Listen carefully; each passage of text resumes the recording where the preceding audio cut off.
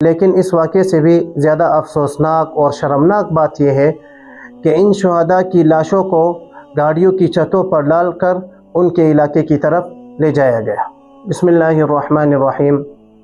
کوئٹہ میں ایک کوئلے کے کان میں شانگلہ کے 35 مزدوروں کی دردناک شہادت کا سن کر دل انتہائی غمزدہ ہے۔ اپنے بچوں کی روزی روٹی کی خاطر دن رات محنت کرنے والے یہ مزدور لوگ آج ہم سے جدا ہو گئے۔ اسلام میں اپنے بچوں کے لیے حلال مال کمانا یہ عبادت ہے۔ حضرت انس رضی اللہ تعالیٰ عنہ فرماتے ہیں کہ حلال مال کا طلب کرنا، کمانا یہ ہر مسلمان پر فرض ہے، اور یہ شانگلہ کے 35 مزدور اسی حلال مال کو کمانے کے لیے کوئٹہ آئے تھے اور ایک واقعے میں شہید ہو گئے۔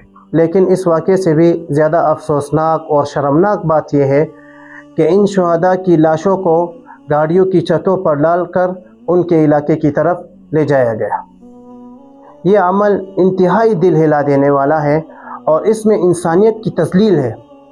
کیا غریب کی کوئی عزت نہیں؟ کیا مرنے کے بعد انسان کا اتنا بھی حق نہیں کہ اسے باعزت طریقے سے ایمبولنس میں ڈال کر ان کے علاقے کی طرف لے جایا جائے؟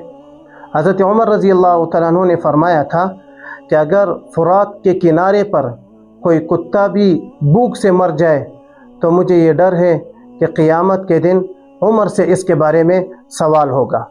یہاں پر 35 لوگ شہید ہو گئے لیکن کسی کو کوئی فکر ہی نہیں ہے۔ اس فرمان کی روشنی میں حکمرانوں اور کان کے مالکوں کی یہ ذمہ داری بنتی ہے کہ وہ شہداء کے بیواؤں اور بچوں کی بھرپور مالی امداد کریں۔ اللہ تمام شہداء کی مغفرت فرمائے اور لواحقین کو صبر جمیل عطا فرمائے۔